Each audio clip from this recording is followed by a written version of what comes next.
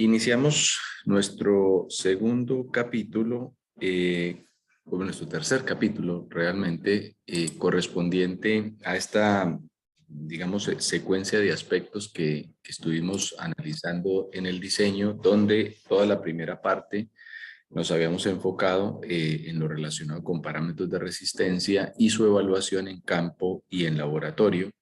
Y ahora nos corresponde adentrarnos un poco en lo correspondiente a los análisis por deformación. Y voy a tomar como referencia las fundaciones superficiales como punto para la explicación. No significa esto que lo que vamos a ver es solo para fundaciones superficiales, pero tiene una aplicación directa. Y para, digamos, explicar un poco algunos de los aspectos, voy a ejemplificar en un par de escenarios el contexto de lo que nos convoca en estos dos capítulos que siguen. Así que voy a continuar. Hice la pausa porque me pareció haber visto una mano, pero no. Entonces, el tema que tenemos es el siguiente. Nosotros, si nos ponemos en el escenario de la típica zapata y demás, nosotros estuvimos evaluando en qué momento o para qué nivel de carga por acá se generaban un mecanismo de rotura en el cual se satisfaciera los parámetros de resistencia o el criterio de rotura de Coulomb con ese tau igual a C más sigma tangente phi. Y si fuese, no sé, en un muro de contención, igual era la cuña de falla, o en un talud lo propio. Todos los casos era un mecanismo de rotura. Claramente, las condiciones de rotura no son las únicas que condicionan un diseño. También lo pueden hacer todo lo relacionado con la deformación. Entonces, nosotros estamos en esta siguiente parte. Los diseños todos los tenemos que hacer por resistencia y por deformación, o por lo menos hacer una verificación de desplazamiento. Entonces, en el caso de las zapatas, obviamente al aplicar una carga, acá se genera una zona de influencia donde se redistribuyen las tensiones. Entonces, aquí hay dos cosas que necesitamos analizar. Cómo se redistribuyen las tensiones, es decir, cuánto de la carga que aplico en superficie me va llegando a diferentes puntos en profundidad. Y lo otro es cómo responde el suelo ante esas condiciones.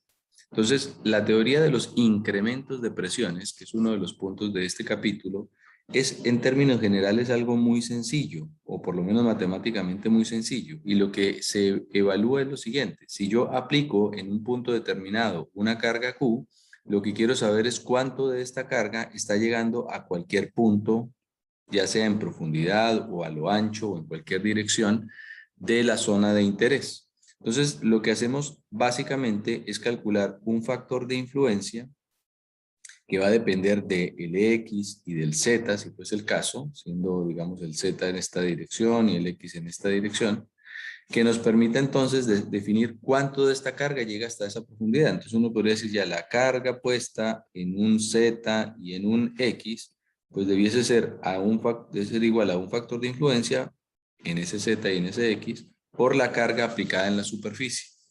Eso es básicamente lo que hacen las teorías de incrementos de presión, es decir, calcular este factor, que es una relación de esfuerzos. Cuánto de lo que hay arriba se transmite en un punto determinado. Punto fundamental: si no hay incremento de tensión, si no hay variación del esfuerzo efectivo, evidentemente no hay ninguna clase de deformación en el material.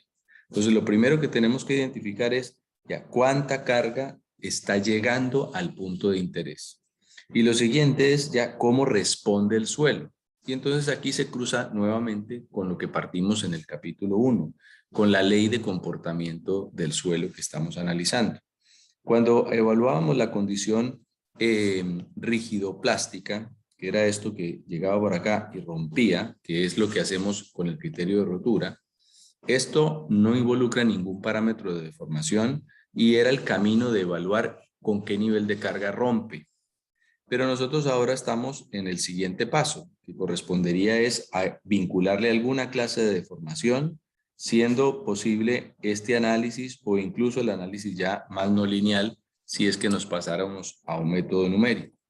Pero quedándonos en este análisis lineal que es habitualmente usado para el diseño, aquí empezamos entonces como primera alternativa a usar todo lo relacionado con la teoría de la elasticidad, ¿ya? Donde básicamente los parámetros que rigen son el E y el nu. Pero como en suelos el comportamiento es altamente no lineal y varía dependiendo de las condiciones del material, al igual que lo que ocurre con el phi y con el c, estos parámetros son variables. El nu no tanto. El nu es un valor que varía por el tipo de suelo, pero no tiene grandes variaciones.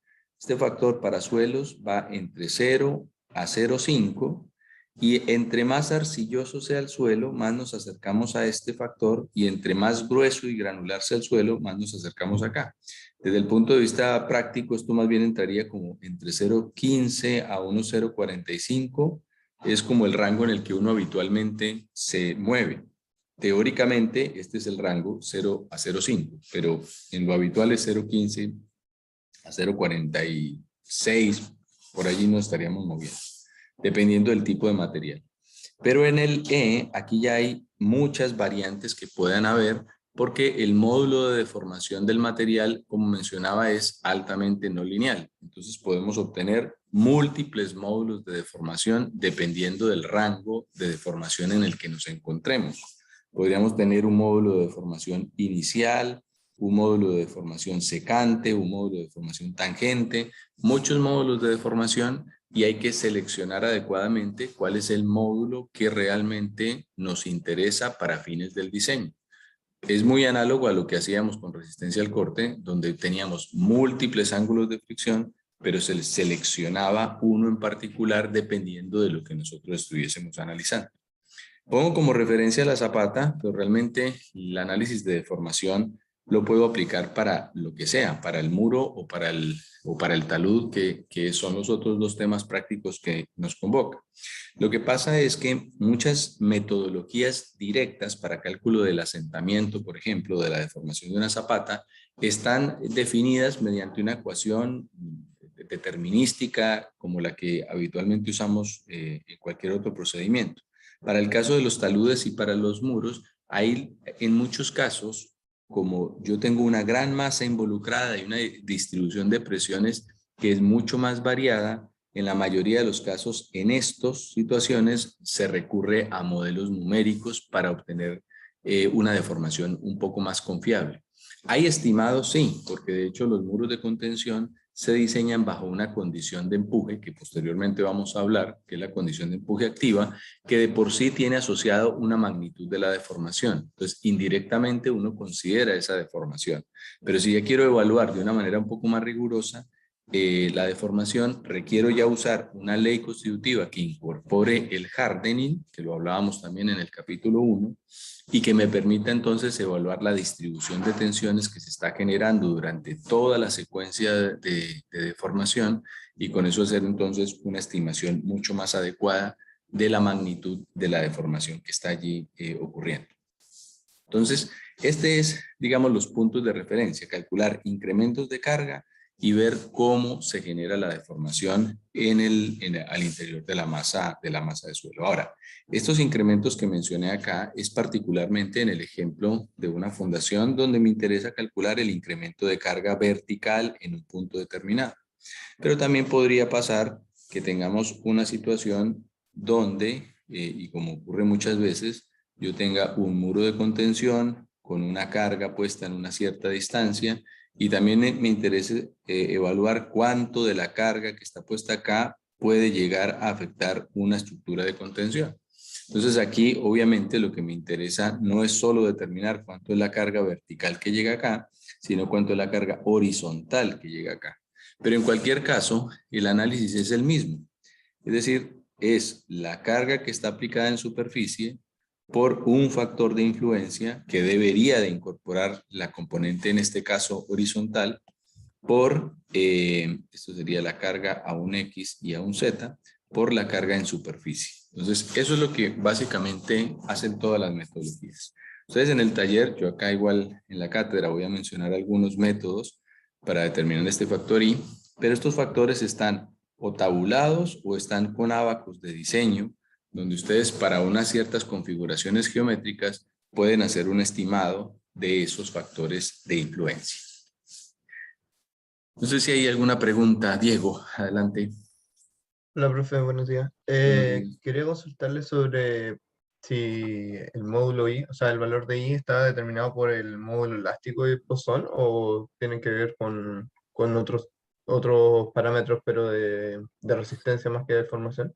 Perfecto. Eso es una pregunta muy, muy importante y muy, muy buena pregunta, porque aquí ocurre algo muy particular y es que los factores de influencia deberían de estar condicionados como a todo el conjunto de parámetros, como usted lo indica, de deformación, que sería el E o algún parámetro de algún módulo y la relación de Poisson.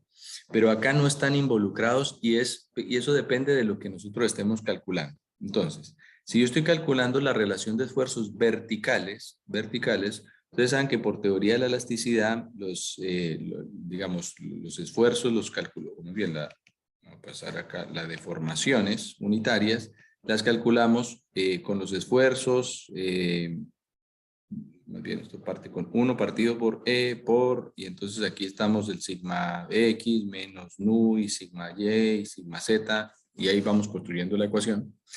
Y si yo estoy calculando cuánto es lo que ocurre arriba respecto de abajo, entonces finalmente este sería el epsilon 1, este es el epsilon en punto 2. Entonces mi relación de esfuerzos que me permite calcular el I sería una relación donde va a tener el 1 partido n arriba y dividido por 1 partido n abajo, y entonces el E no debería estar presente en la ecuación. Esto para relaciones de esfuerzos verticales. Relaciones de esfuerzos verticales. Ahora, no así con el nu.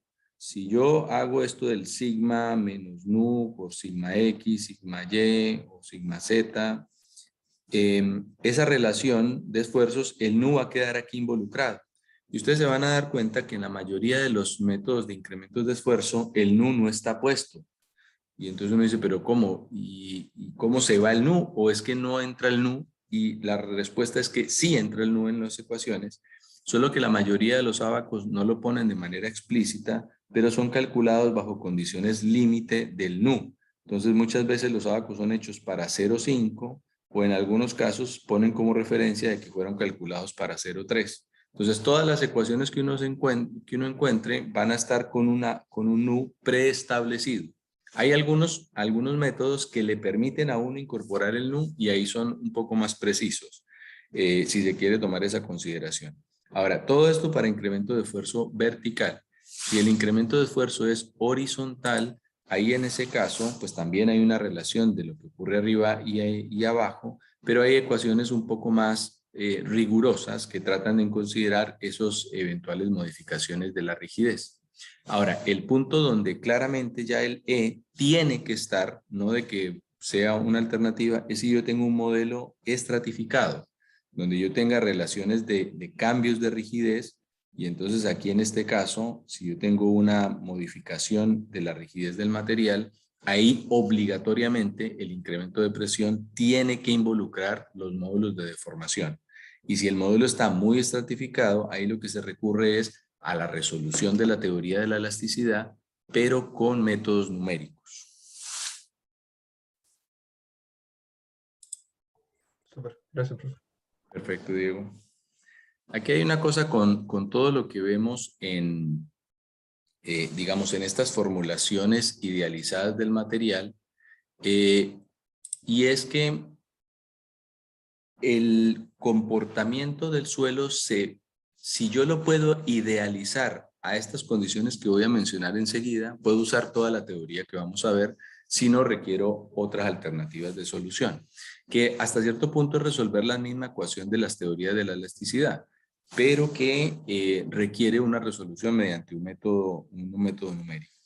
¿Y qué es esto? Yo esto lo aprendí irónicamente de esta manera, con esta palabra, y digo irónico, ya verán por qué, porque esto aplica cuando el medio es continuo, homogéneo, isótropo y linealmente elástico. Y a esto, yo estando en otro lugar, le decíamos el material tipo Chile, que no tiene nada que ver con el país, pero que continuo, homogéneo, isótropo y linealmente elástico. Esto es lo que hace, o las condiciones más bien, que se deben de tener para poder usar las teorías de incrementos de presión. Claro, hay muchos casos donde nosotros podemos idealizar. Continuo es que obviamente esté el mismo material, con una cierta homogeneidad, no tenga ninguna cavidad, la variación de los parámetros sea muy, muy baja, que no varíe por ejes, es decir, que yo tenga el E en vertical y en horizontal el mismo, y que sea linealmente elástico porque estoy suponiendo elasticidad con un módulo fijo, ¿cierto? No es una función del E. Esto es lo que se tiene que cumplir. Si esto no se cumple en mi diseño, yo, no es que ya tenga un problema, no, es que requiero ya un modelo que se haga el siguiente paso, que me permita incorporar las variaciones que hay en el material, y eso regularmente viene acompañado de un modelo de elementos finitos, ¿ya? Donde puedo yo incorporar todas esas variables de no linealidad que puedan estar presentes en el material. ¿Alguna pregunta?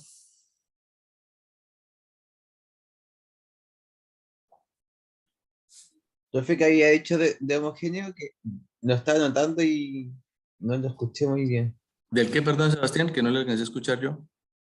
Ah, ya, que si podría repetir de lo que había dicho de homogéneo para poder anotarlo. Ah, de la secuencia del chile, ¿cierto? Sí, tiene que ser continuo, es decir, que no hayan cavidades, que no haya nada en particular por ejemplo, a veces hay estos espacios vacíos y demás, ya ahí no se cumple la teoría. Tiene que estar homogéneo, estábamos hablando de que es el mismo material en cada zona. Puedo incluso incorporar un modelo bicapa, pero en cada capa tiene que estar completamente homogéneo las condiciones, es decir, los parámetros no variar. Isótropo, que es obviamente que los parámetros de deformación, en este caso, pero también de resistencia, no varíen según la dirección, es decir, que el módulo de deformación en X sea igual que en Y, y linealmente elástico, y es que se idealice al comportamiento elástico perfecto, o el elastoplástico perfecto, si fuese el caso, donde yo voy de elasticidad lineal hasta un punto y después rompo. Todo lo que está aquí tras esto es linealmente elástico. Es básicamente el punto.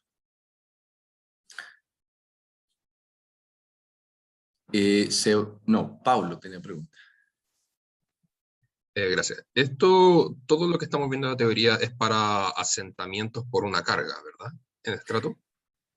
De manera, o sea, una de las aplicaciones son los asentamientos por una carga, efectivamente. Yo creo que una de las principales aplicaciones sería para deformación de zapatas, pero no es una teoría exclusiva para ello. ¿Por qué digo? Porque otra situación muy habitual que uno tiene, y de hecho en obras urbanas es muy común que hagamos esos análisis, es el tener cañerías de acueductos o de alcantarillados, tener cargas, tener edificios y demás, y calcular cuánto es la carga que yo puedo poner acá para evitar que aquí haya una rotura o que se controlen los niveles de esfuerzo en la clave de una cañería para evitar que haya algún problema de resistencia. Entonces, en realidad tiene diferentes aplicaciones. Claro, cuando yo le incorporo el módulo, cuando yo le incorporo la magnitud de la deformación que se produce, sí, en la mayoría de los casos estamos hablando del asentamiento de una zapata. Pero la teoría como tal de los incrementos realmente persigue diferentes cosas, pero al global es cuánto de la carga que aplico en un punto se transmite en otro punto. Ya, muchas gracias. Porque Perfecto. parece un poco extraño que uno necesitara conocer específicamente la cantidad de carga en un punto del estrato del suelo, siendo que todo el estrato es importante. Eso es una cosa también muy importante, la captación que hace, y lo vamos a ver más adelante. Pero lo que ocurre con esto es que, claro, todo el estrato que tenga la misma propiedades, uno podría decir, bueno, yo aquí tengo que hacer todo mi análisis en toda la profundidad de interés. Pero resulta que dependiendo de la cantidad o la geometría que yo tenga de la carga, yo tengo unas zonas de influencia en profundidad. Es decir, yo no sigo transmitiendo hasta todo el estrato, toda la solicitación que tenga en superficie. Y hay un proceso de reducción del incremento en profundidad. Obviamente ese factor I es máximo en superficie y voy bajando, bajando y va a llegar a un punto en que el I va a ser mínimo porque, o incluso cero, porque el incremento de carga va a ser muy bajo. Entonces ahí es donde me interesa definir eso. Y lo mismo lateralmente. Lateralmente es a qué distancia yo debo poner una carga para que acá no llegue nada. Lo mismo que ocurre en un muro de contención. Sí, evito que la carga esté a un X menor o impongo más bien a un X mayor de un tanto para evitar de que aquí haya cualquier esfuerzo horizontal. Entonces, todas esas condiciones se deben a que hay un proceso como de, no es la palabra adecuada porque se usa más en términos dinámicos, pero como de disipación del esfuerzo por geometría. Entonces, necesito yo evaluar es hasta dónde puede llegar a ser de interés. Para ciertas fundaciones o para ciertas geometrías de fundaciones, hay unas zonas de influencia que son relativamente conocidas. O sea, esto se habla de que la zona de influencia es más o menos de 2B a 4 veces B, siendo B el ancho de la carga.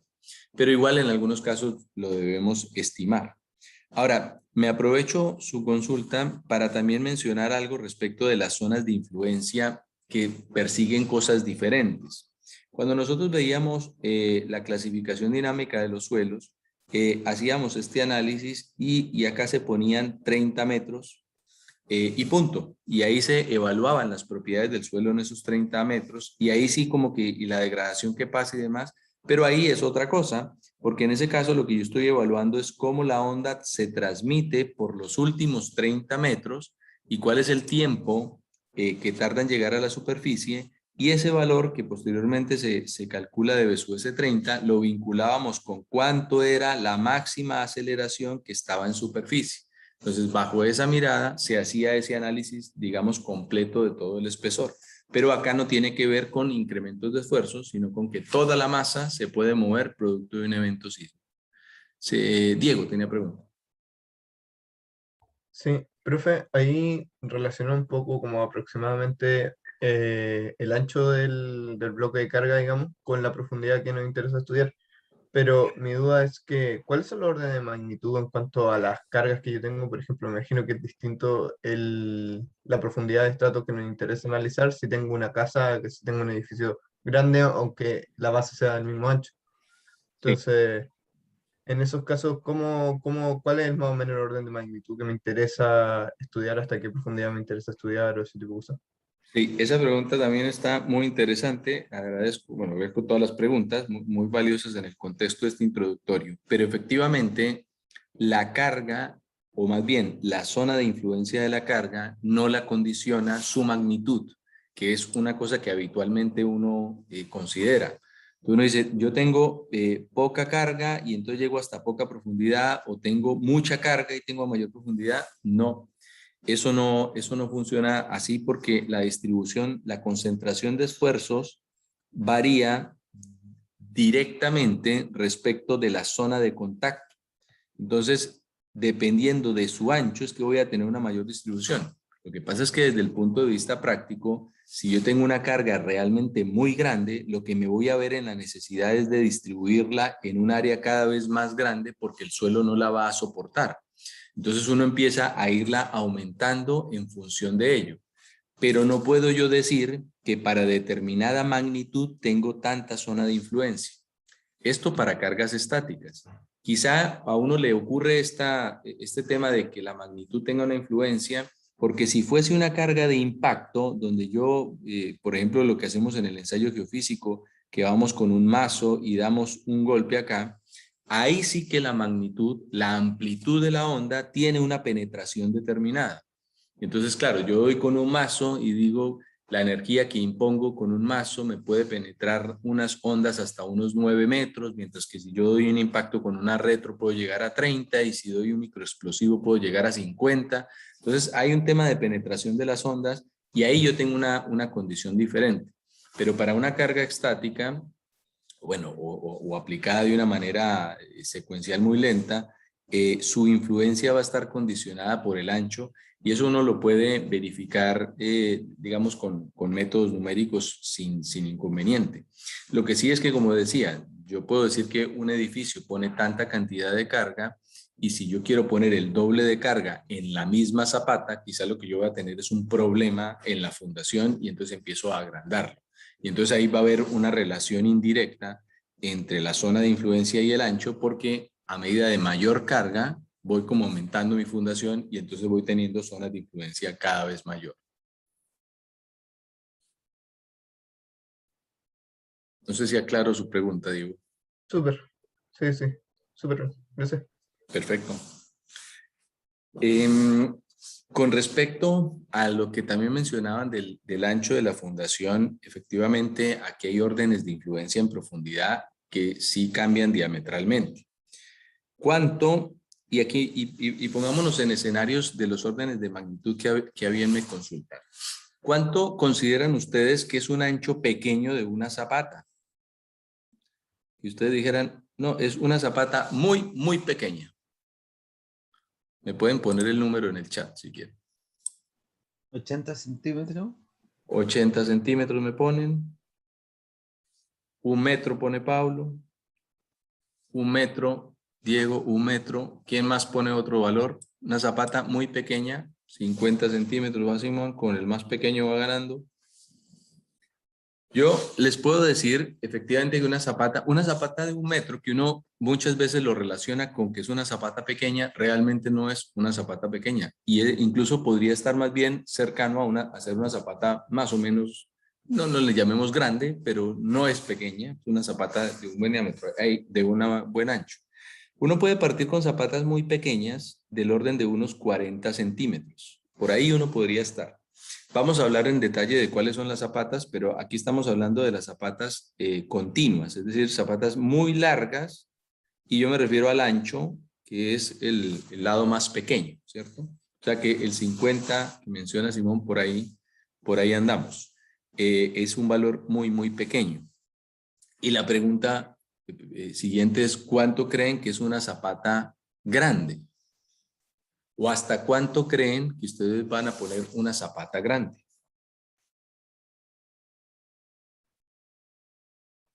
De ancho me refiero. Me pone que Simón, 1,50 m. ¿Quién más dice alguna otra magnitud? 2 metros.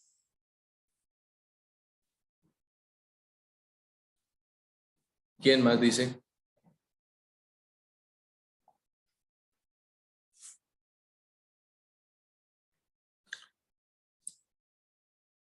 Diego tiene la mano arriba, no sé si por pregunta o quedó arriba la mano. De antes. Ya. Gracias. Bueno, ¿quién más dice alguna cosa? No creo que no se les ocurra un ancho de zapatas. Me imagino que sí se les ocurre. ¿Quién se les ocurre un ancho grande de zapatas? Solamente me han dicho 2 magnitudes.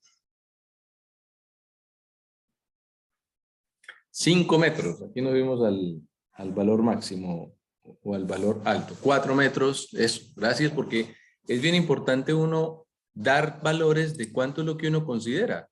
Porque a veces lo que uno considera no necesariamente es lo habitual. Ya, entonces, 4, o sea, todos esos valores, claro, si decimos que 0,4 es pequeño, pues pongámosle un valor de 10 veces más, que sería el de 4, y estamos hablando de un valor alto. El comportamiento, o sea, en lo habitual en la práctica, claro, yo puedo definir lo que uno denomina una zapata o una zona de carga casi que de cualquier tamaño, pero empieza a tener una variación en su comportamiento, principalmente asociado a la rigidez, que es otro punto que también vamos a hablar en este capítulo. Y es, entre mayor sea su ancho, pues más flexible va a ser el comportamiento de la zona de distribución de carga. Obviamente nosotros estamos hablando de zapatas, pero esto, vuelvo a insisto, no es exclusivamente para zapatas. Pero si yo tengo este ancho o tengo este ancho, pues voy a esperar que el comportamiento vaya a ser muy rígido si el ancho es este, es decir, que toda la deformación sea más o menos homogénea, y que empiece a ser semi-algo, semiflexible o semi-rígido a medida que lo vamos aumentando, o incluso si es muy grande, uno ya tener un comportamiento flexible. Entonces, es habitual que uno le llame zapata a la que tiene un comportamiento rígido, o sea, a la que espera uno que no haya una deformación en el cuerpo de la zapata o en el cuerpo de la zona de carga. Lo mayor que yo he visto en lo habitual en algo que uno le puede llamar zapata son alrededor de unos 2,5 metros y no son para fundaciones de casas o de edificios, sino más bien para fundaciones de galpones, donde yo tengo grandes momentos aplicados. El galpón tiene, digamos, unas condiciones donde voy a tener unas cargas de viento importantes, voy a tener un momento importante y ahí uno empieza a tener unos anchos también importantes. Obviamente particularidades hay por montón y uno puede tener configuraciones de todas las que uno quiera, pero yo creo que una zapata empieza a ser muy grande a partir de acá, de unos 2,5 metros, siendo ya eso un valor bastante grande.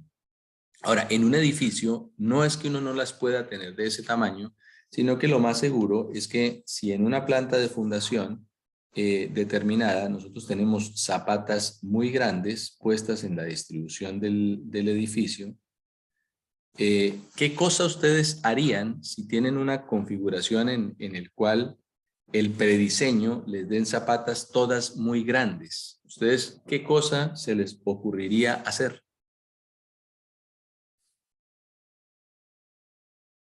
Una losa, ¿no? Exacto, Juntarlas todas. unir todo, ¿cierto? Unir todo, porque constructivamente quizás es mucho más rápido y entonces me voy con una losa completa. Y uno podría decir, como incluso yo muchas veces menciono, una losa es una zapatota, ¿cierto? Claro, hasta cierto punto lo es, pero el comportamiento dista mucho porque no es rígido completamente, sino que voy a tener un comportamiento flexible, ¿cierto? El elemento se puede deformar.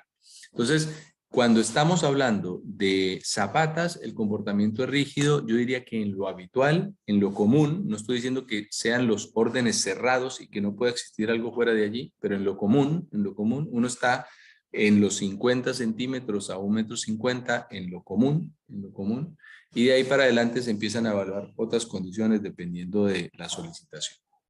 Lo propio pasa con las losas. ¿De qué depende la geometría de la losa desde el punto de vista geotécnico? ¿Qué creen ustedes que condiciona el tamaño de la losa desde el punto de vista geotécnico? ¿Tiene influencia la geometría de la losa, perdón, los parámetros geotécnicos en la geometría de la losa? ¿O qué creen que condiciona la geometría de la losa o la geometría de la zona donde van a distribuir la carga?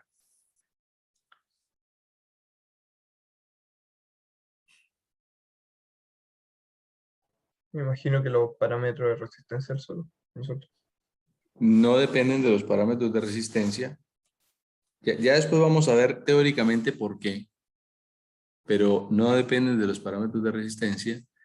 Cristóbal nos menciona de la arquitectura del proyecto. O sea, básicamente cuando ustedes empiezan a tener una estructura, una distribución de losa con X geometría, esa va a depender de si el edificio solicita arquitectónicamente X o Y configuración. Porque ahí usted decidió amarrar todo. Si ustedes tienen subdividido el sistema en elementos, claro, estos elementos están condicionados por eso. Pero si ya usted decidió cerrar todo a un sistema de losa, pues va a estar más condicionado al otro tema. Ahora, Pablo también nos dice el tipo de suelo. Hasta cierto punto uno puede vincularlo, o sea, estén con las zonas de influencia, pero realmente en lo práctico, cuando ya uno usa una losa, un elemento muy grande, es más la arquitectura, o sea, la geometría del proyecto, la que condiciona un poco más esto. Y ahí uno puede tener obviamente configuraciones de todo tipo, ¿cierto? Puede tener una losa de 10 por 20, y bueno, y ahí ni para qué menciono configuraciones porque pueden ser de todo tipo.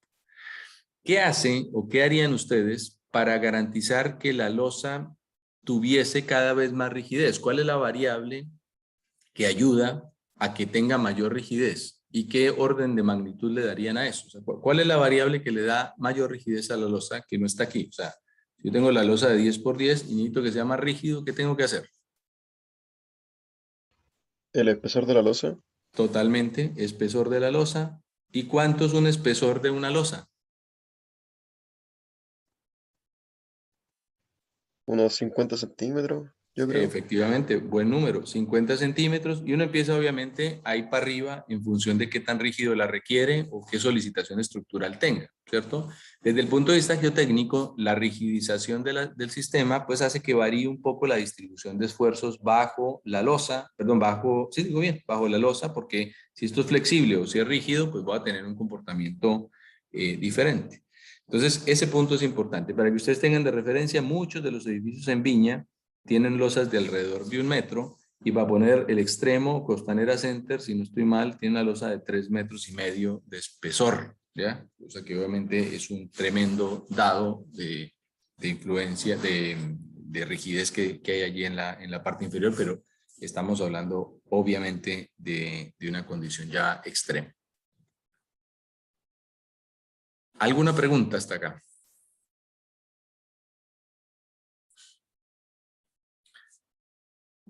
Perfecto. Entonces, si sigo nuestra situación, digamos, práctica, yo voy a tener un escenario en el cual quizá vamos a poner una secuencia de sistemas de fundación acá, y entonces necesitamos decidir o definir, perdón, cómo los vamos a diseñar. Y entonces yo ya tengo por acá, me dicen, perfecto, yo esto lo tengo que diseñar por resistencia y por deformación, ¿cierto? Esto ya lo sé. Por resistencia me voy con todo el mundo que ya vimos, todo lo que hemos analizado que aplica acá directamente. Ya me voy que cuál es el tipo de suelo, que si es corto plazo o largo plazo, elijo todos mis parámetros, en fin, y voy a usar una metodología que de alguna manera por acá me va a decir, ya, desde el punto de vista de resistencia, yo puedo aplicar tanta magnitud de carga, tanto valor, ¿ya?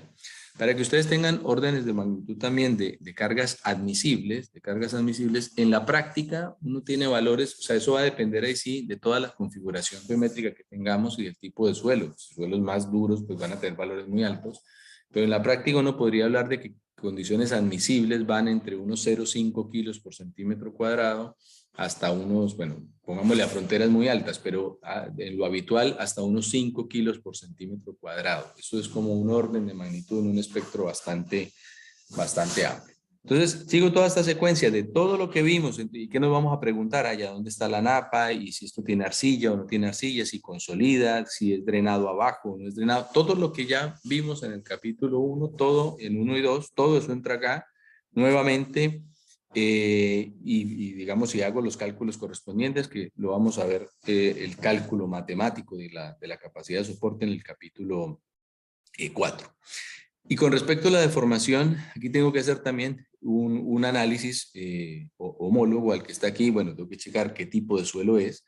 Y obviamente una de las principales cosas que condiciona o que tiene una condicionante en la deformación, que también tiene influencia en la resistencia, era el proceso de consolidación. Si esto era fino pues, y estaba saturado, pues existe la posibilidad de que consolide.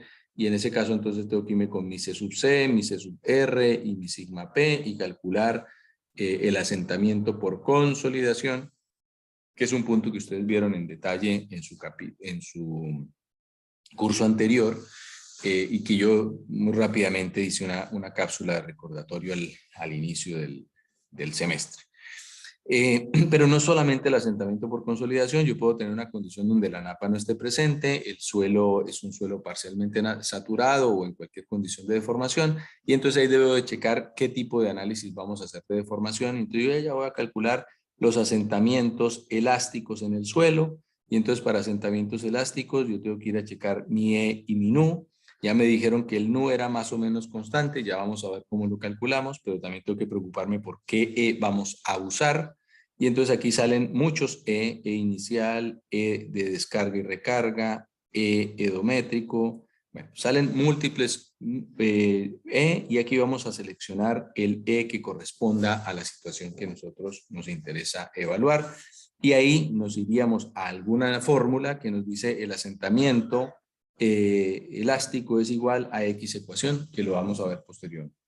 Pero para poder hacer esto, necesito calcular incrementos de carga, que es lo que habíamos mencionado, y obviamente los módulos de deformación que me interesan. O sea, nosotros estamos en este proceso de selección de todos estos puntos para ir posteriormente calcular y diseñar. Entonces, evaluar todo ese tema de la respuesta del material es toda la configuración que nos corresponde hablar ahora en este capítulo 3. ¿Alguna pregunta? Yo, profe, Sí, adelante. el E que se calcula ¿sí?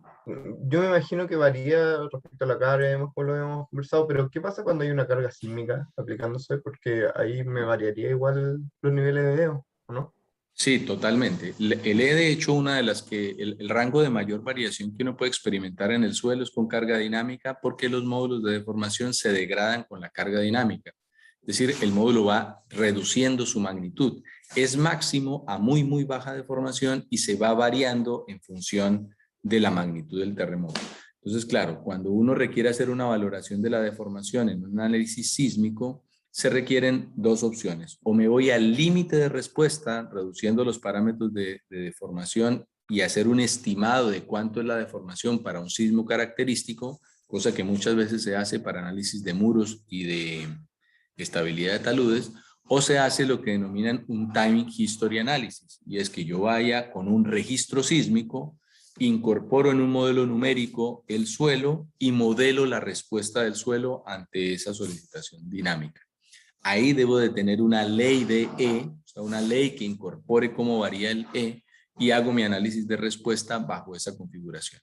Eso se llama el Time History Analysis y para eso, digamos, hay muchos software en los proyectos de título que regularmente hacemos, pues hacemos principalmente modelación numérica con el programa Plaxis y ahí se hace la evaluación de la respuesta en superficie considerando la degradación del módulo de deformación producto de la carga dinámica. Profe, y en esos casos se diseña respecto solamente a la carga sísmica, me imagino, porque cualquier otra solicitación que pueda tener solo va a ser menor a eso, ¿no es cierto? Eso es una muy buena pregunta también. Eso, lo que ocurre es que todo lo relacionado con la parte dinámica no necesariamente es como que ya yo cumplo en lo dinámico y entonces cumplo en lo estático. No necesariamente porque persiguen cosas diferentes. Es decir, digamos, para el país, hablar de que tenemos una falla estática es casi inimaginable, ¿cierto? Contrario quizá a otros países donde uno se entera que hubo falla estática en algo. O sea, yo creo que para Chile es algo que nosotros estamos por descontado de que mínimo es lo estático y punto, y casi que se da por descontado. Pero con respecto de la carga dinámica, hay un tema también asociado a la probabilidad de ocurrencia de la falla. Entonces, yo tengo que considerar mis máximos posibles de solicitación, pero producto de un evento que se va a repetir cada una cierta cantidad. Entonces, cuando hacemos los análisis dinámicos, muchas veces se hacen de manera desacoplada. Si yo pudiese hacer un análisis dinámico unido con la parte estática, ocurre lo que usted indica.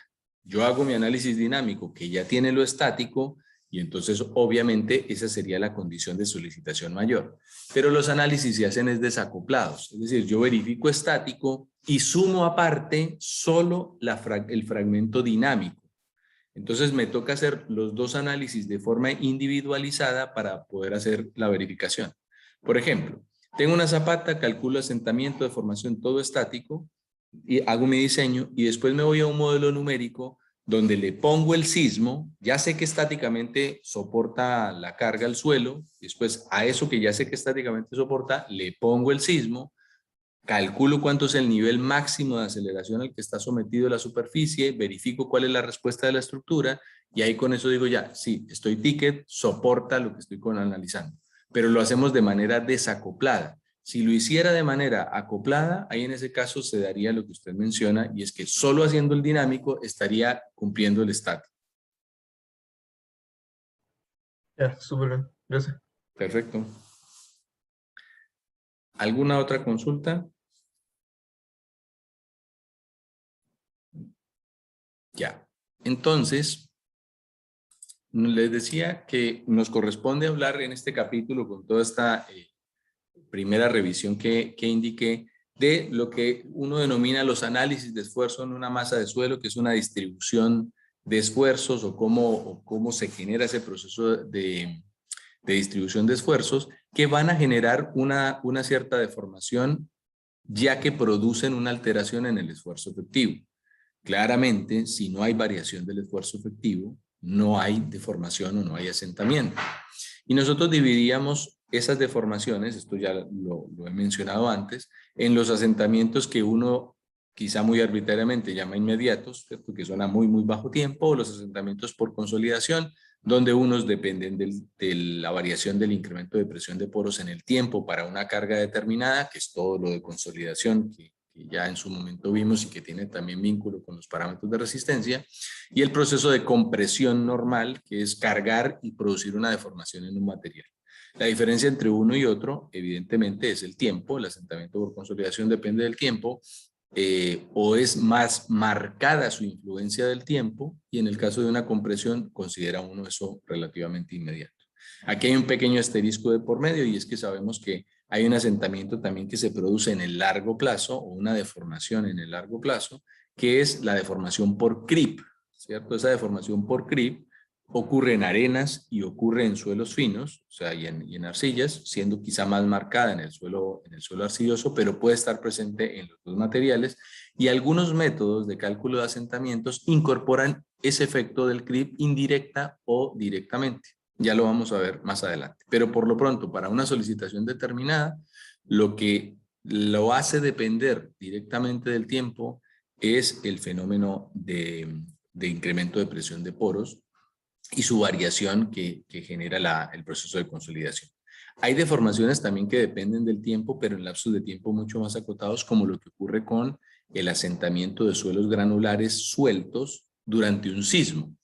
Pero ahí la carga se genera obviamente variable en el tiempo, variable en el evento sísmico por reacomodo de las partículas, ¿cierto? Pero es una condición ya específica de la respuesta dinámica.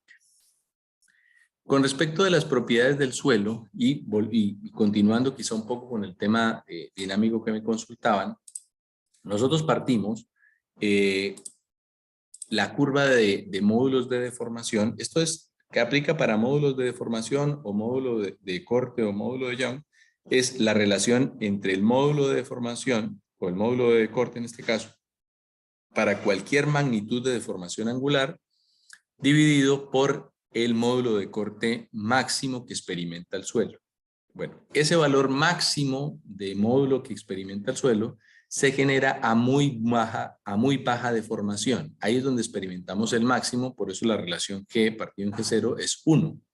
A medida que vamos generándole deformación angular, sea cíclica o incluso estática, el suelo responde con cada vez menos módulo de deformación.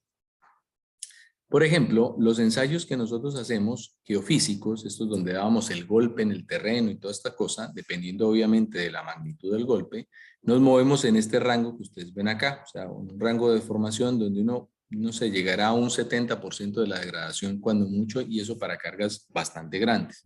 Los ensayos geofísicos de estos que vimos con impacto en superficie normal está por acá, o sea, uno está estimando valores a muy baja deformación, registrando los módulos máximos. Los muros de contención parten en este rango de deformación por acá, en el 10 a la menos 4 y fracción, las fundaciones en 10 a la menos 3, digamos, y ya túneles y algunos ensayos ya a grandes deformaciones, ahí entramos en el 10 a la menos 3 hacia arriba. Pero la cuestión con esto, al margen de definir a qué magnitud exacta de la deformación de corte se produce X o Y uso, es tener conciencia de que dependiendo de cómo solicita el suelo, dada su no linealidad y también su variación con la respuesta dinámica, el módulo es variable. En este caso es el de corte, pero lo insisto, aplica también para el módulo de Young. Es un módulo variable. Entonces, ¿en dónde me encuentro? ¿Qué deseo hacer? Porque una cosa es diseñar y otra cosa es hacer como un peritaje. Si yo voy a evaluar qué está ocurriendo en algún lugar, es muy diferente de si voy a diseñar. Si yo voy a diseñar, pues impongo mis condiciones, ¿cierto? Evito estar en tal valor y digo, ya voy a evitar estar en tanto nivel de deformación e impongo esas condiciones. Así que tengo que tener presente cuál va a ser el uso que yo le voy a dar a esas condiciones para poder saber cómo proceder con cada uno de los cálculos. Para empezar, y esto es bien importante, que no desarticulemos nuestros conceptos de los otros cursos. La mayoría de lo relacionado con todas las ecuaciones básicas son las mismas ecuaciones que ustedes veían en mecánica de sólidos o en su curso de mecánica, que tiene que ver con la teoría de la elasticidad. Solo que obviamente en suelos tenemos algunas variantes que hacen que nosotros trabajemos con la ecuación completa, Y la ecuación por teoría de la elasticidad de la deformación axial, pues es esta fórmula general 1 partido por E, por el sigma, es la misma que mencioné hace un ratito atrás, y donde está el nu y el E incorporado en la ecuación. Particularmente en un ensayo triaxial, que es donde obtenemos esta curva de esfuerzo desviador versus deformación axial, nosotros partimos el ensayo con un esfuerzo aplicado a toda la muestra. Tengo un sigma 1, sigma 2 y sigma 3 igual en todas las direcciones, que es la presión de cámara. Parto con esa condición, o sea, ahí es donde está mi cero, que realmente no es cero, es la presión en todas las direcciones. Y después empezamos a aumentar el sigma 1, por eso le restamos este sigma 3, ¿cierto? O sea, mi esfuerzo inicial realmente no es cero, es sigma 3, ¿cierto? Cuando lo normalizo, cuando le resto el sigma 3, es que esto parte acá en el cero. Si yo calculara, usando la teoría de elasticidad habitual, real, más que habitual, real, el módulo de deformación, este módulo dependería de la relación de Poisson. Y aparece sigma 1 menos 2 nu sigma 3, que es el despeje que viene de estas ecuaciones generales. Esto es lo que ocurre. Ustedes se fijan que en geotecnia o en mecánica de materiales muchas veces nosotros calculamos simplemente el E como el incremento de esfuerzo dividido el incremento de deformación. Bueno, en un hormigón, por ejemplo, los ensayos que se hacen en la mayoría de los casos son ensayos con sigma 3, 0. Entonces, claro, quito esto y queda sigma 1 partido por epsilon, o el incremento de sigma 1 partido del incremento de epsilon. O sea, aquí está la fórmula general. En suelos no, en suelos tenemos el sigma 3 aplicado, pero esta ecuación corresponde a la ecuación como si yo partiera realmente desde el 0, 0, o sea, desde el inicio de la carga sin considerar el esfuerzo de confinamiento. Cuando yo considero el esfuerzo de confinamiento en la muestra, el módulo de deformación sigue siendo la pendiente. Vamos a ver qué gráfico me permite aquí mostrarlo. El módulo de deformación es la pendiente que nosotros estamos calculando directamente. Creo que me sirve más este gráfico. Es la pendiente de esta curva. La pendiente de esta curva en cualquiera de los segmentos que me interese calcularlo, esa pendiente es el módulo de deformación del material. Y no le llamamos módulo de elasticidad porque claramente pues, no es exclusivamente el módulo de elasticidad. Es un módulo de deformación a una cierta magnitud de deformación de interés. ¿Alguna pregunta?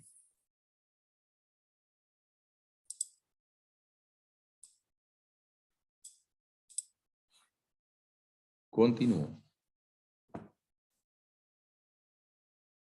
La relación de Poisson, que les decía, para los diferentes tipos de suelo, tiene más o menos órdenes de magnitud definidos. Por ejemplo, si estamos hablando de suelos de grava, es habitual uno encontrar valores de 0,15 a 0,2 de relación de Poisson. Si estamos hablando de arenas de 0,2 a 0,35, si son limos de 0,35 a 0,4 y si son arcillas, dependiendo si están saturadas o no, me muevo entre 0,4 y el límite de 0,5, siendo poco habitual el tener 0,5, pero es el que se le acuña a una arcilla saturada.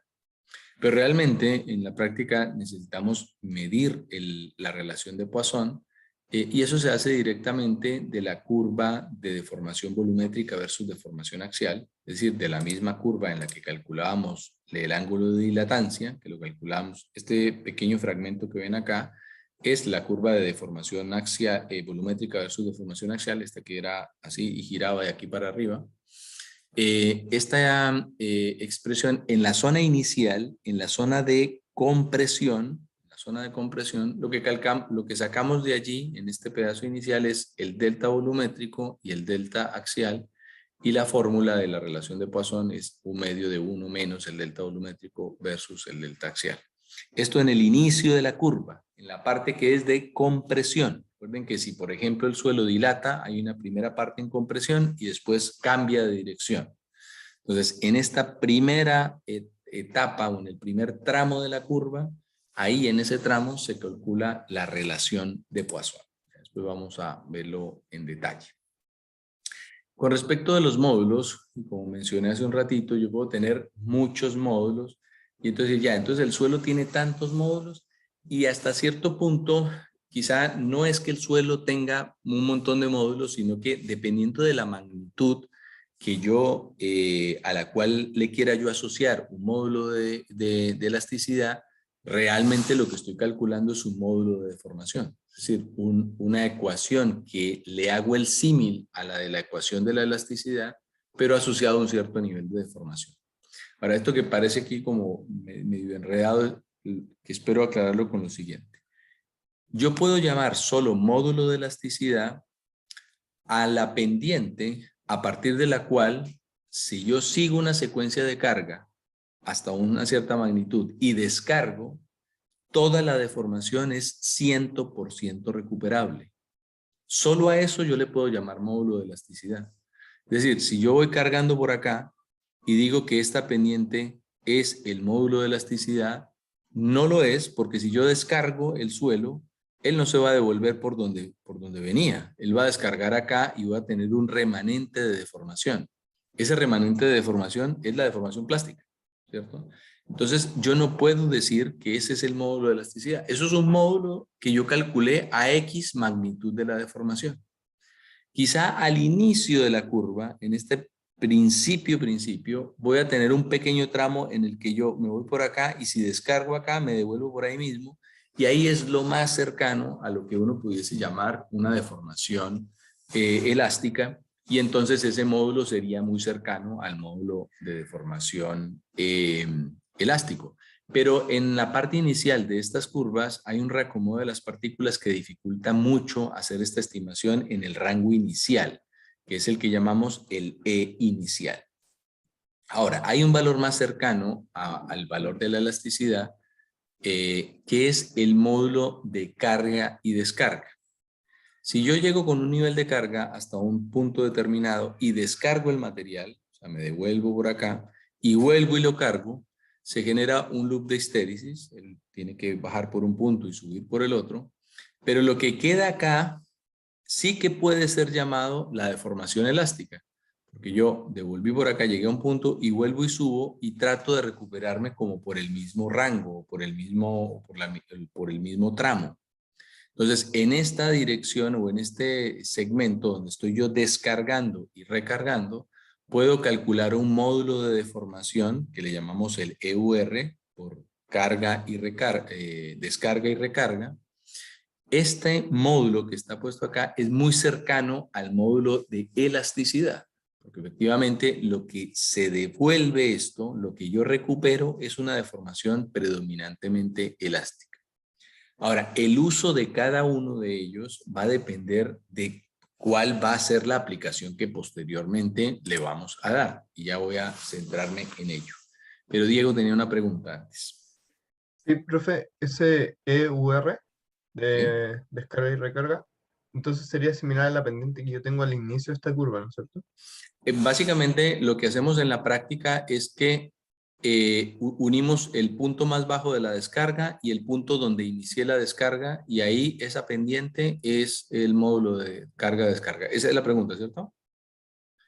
Sí, pero más que nada centrado en que, por ejemplo, acá yo en la curva veo varios E y hay un Sí. E que se llama inicial. Ese Exacto. inicial vendría siendo el elástico, ¿no es cierto? El E inicial, si yo lo pudiese calcular, debiese ser muy cercano al valor elástico. El tema es que este es muy difícil de determinarlo. Entonces, lo que usted me dice es Sí. que este EUR se puede parecer al E inicial. Sí, sí se puede parecer. Ah, vale. Exacto. Sí. Sí, ese se puede parecer a ese valor inicial. Entonces, les decía que vamos a ver cuál es la aplicación de diferentes módulos, pero es bien importante tener presente de que dependiendo de esa magnitud de deformación es que acuñamos el módulo A o el módulo B. Ese es el punto. Ahora, muchas veces también nos hablan de que estamos analizando el módulo secante o el módulo tangente. Y esto realmente es muy simple. Módulo secante, acá en este caso, pues solamente podría ser el inicial, el de interés, digamos, sería el inicial si es que lo pudiésemos calcular, porque definir un módulo secante, tangente. El módulo tangente es el módulo inicial, pero definir un módulo tangente en esta zona, pues no tiene mucho sentido, porque sacar una pendiente en esta zona o en cada uno de los tramos de la curva, pues no tiene como mucho sentido práctico, porque lo que a mí me interesa analizar es más bien como una trayectoria de la deformación y no cuánto es la deformación en un pequeño delta de carga.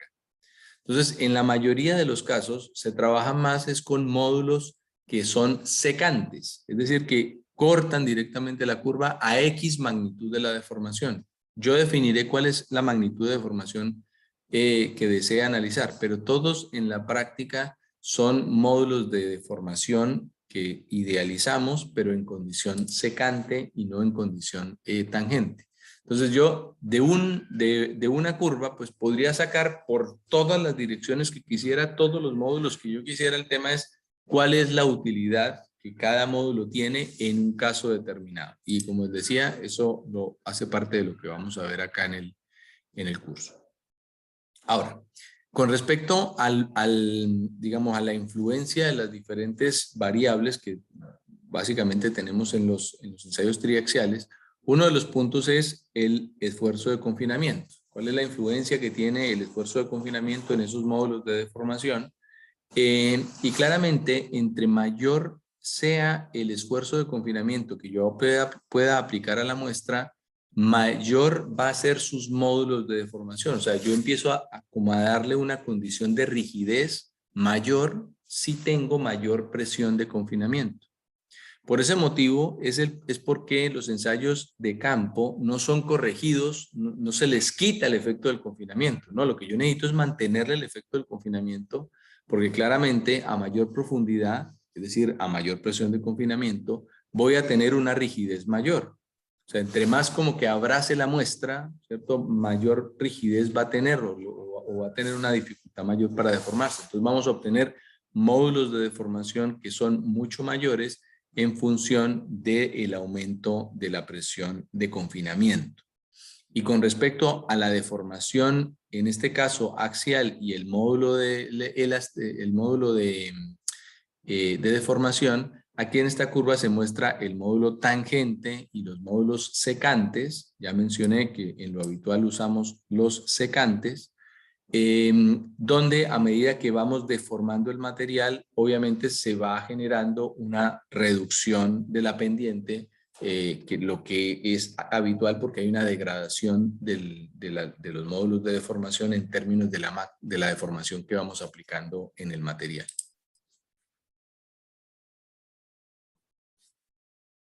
¿Alguna pregunta? Creo que Diego tenía la mano arriba, pero de la pregunta anterior.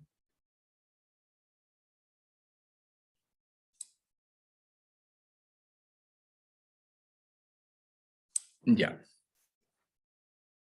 Continúo. Teniendo claro que hay una influencia de la deformación y también del esfuerzo de confinamiento en los módulos, cuando tenemos la posibilidad de hacer un análisis que incorpore una función del E, la mayoría de los métodos nos piden un E y en una fórmula incorporamos un E y calculamos X cosa.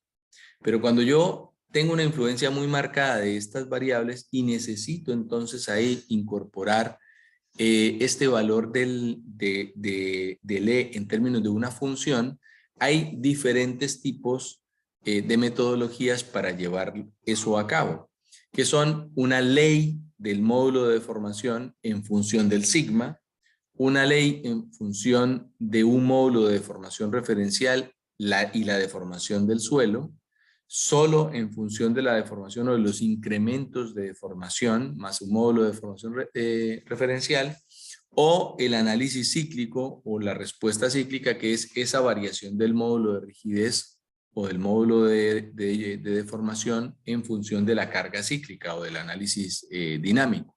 Entonces, esa respuesta o esas funciones, digamos, van a depender de el tipo de análisis que nosotros vayamos a realizar, y lo que sí es que en la mayoría de los casos no los podemos analizar en métodos determinísticos, o sea, no los usamos en una ecuación. Si yo voy a calcular el asentamiento de una zapata, hay algunas metodologías que lo hacen, pero son las menos, donde yo incorporo el E como una función, ¿no? Lo que me piden es el E. Ya, ¿cuál es su E? ¿Cuál es mi E de diseño? Tal valor. Es análogo a lo que ocurre con el phi. Sabemos que puede haber una ley de phi, una ley que nos diga cuál es la tasa de variación del phi en función del sigma.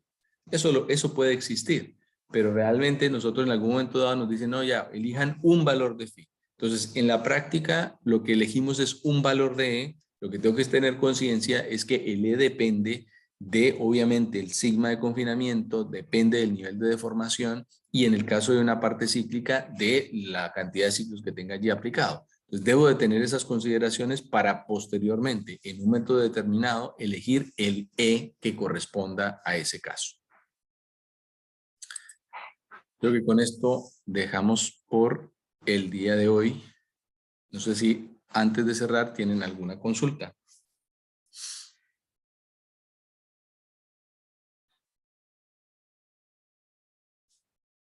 Estamos.